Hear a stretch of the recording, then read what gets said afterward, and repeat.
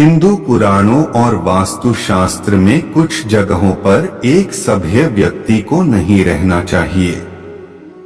यदि वह वहां रहता है तो निश्चित ही उसके जीवन और भविष्य पर नकारात्मक प्रभाव पड़ते हैं।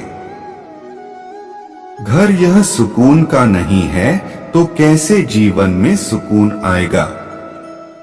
दरअसल आप जहां रहते हैं उस स्थान से ही आपका भविष्य तय होता है।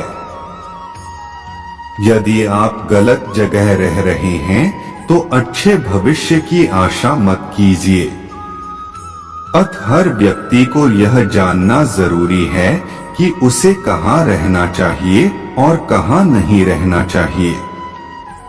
यदि आप नया मकान बनाने जा रहे हैं या खरीद रहे हैं तो इन बातों का विशेष ध्यान रखें। रहने के स्थान से किसी भी प्रकार का समझौता मत कीजिए।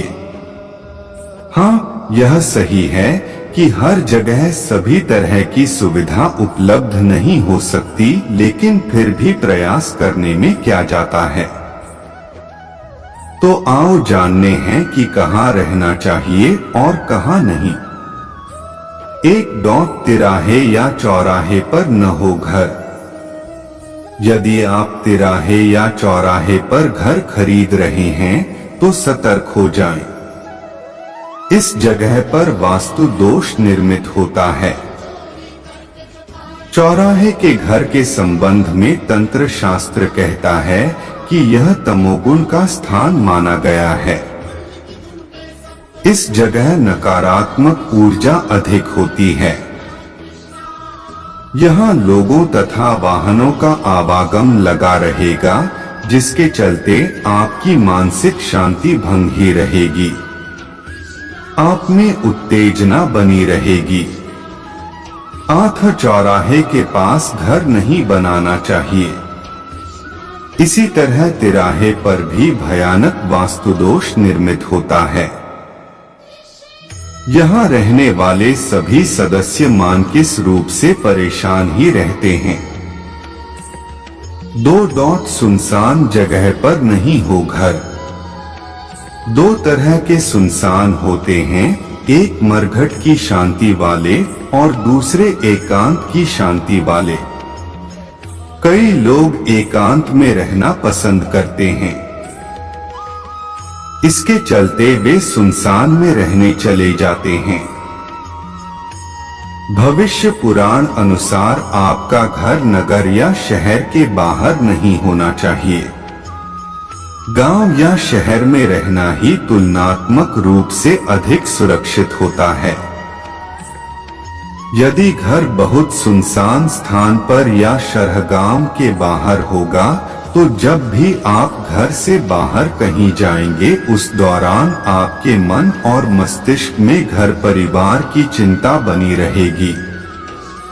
यह तो आप भी जाते होंगे कि सभी सुनसान स्थान पर अपराधी आसानी से अनिष्ट संबंधी गतिविधियों को अंजाम दे सकते हैं। दूसरी बात, यदि शहर से दूर घर है तो रात बिरात आने जाने में भी आपको परेशानियों का सामना करना पड़ेगा, भले ही आपके पास कार या बाइक हो। घर हमेशा ले स्वजाति और स्वधर्मी के पास। घर, फ्लैट या मकान ऐसी जगह लें जहां आपके धर्म या स्वजाति के लोग रहते हों, क्योंकि वैचारिक भिन्नता के चलते कई बार आप अच्छा महसूस नहीं करते हैं। अधिकतर मौके पर ऐसा होता है कि भिन्न संस्कृति और धर्म के लोगों के साथ रहने के लिए किसी एक को हर मामले में समझौता करना होता है। यदि आप शाकाहारी हैं तो निश्चित ही किसी मांसाहार के पड़ोस में रहना पसंद नहीं करेंगे। ऐसी भी कई बातें हैं जिन पर गौर करने से पता चलेगा कि क्यों स्वजातीय और स्वधर्मी लोगों के साथ रहने से व्यक्ति खुद को कंफर्ट महसूस करता है।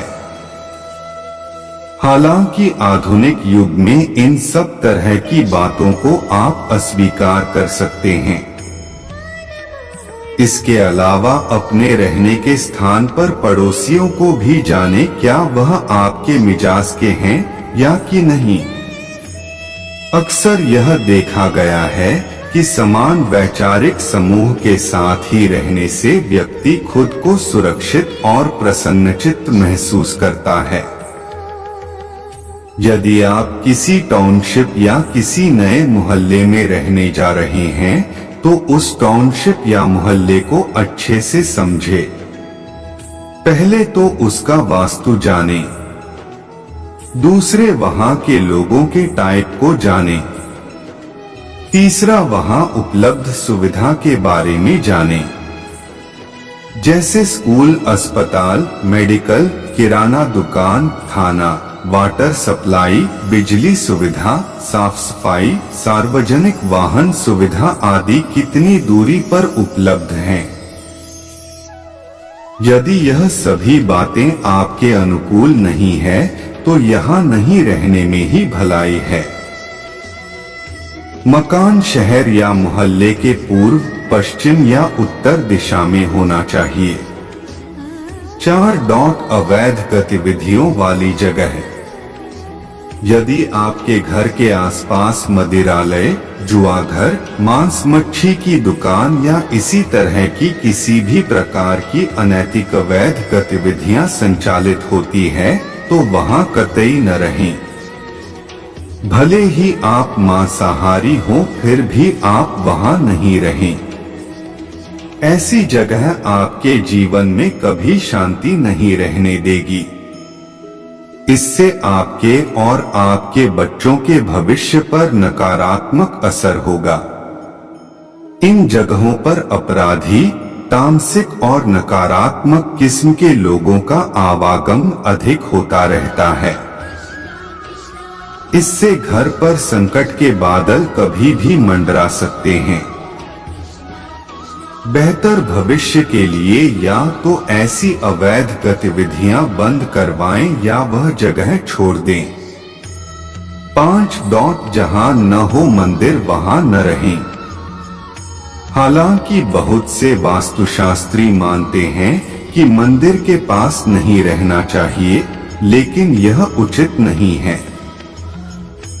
दरअसल आपको मंदिर के पास मकाना लेते वक्त उसकी दिशा का चयन करना चाहिए, अर्थात मंदिर की किस दिशा में मकान लेना शुभ होगा।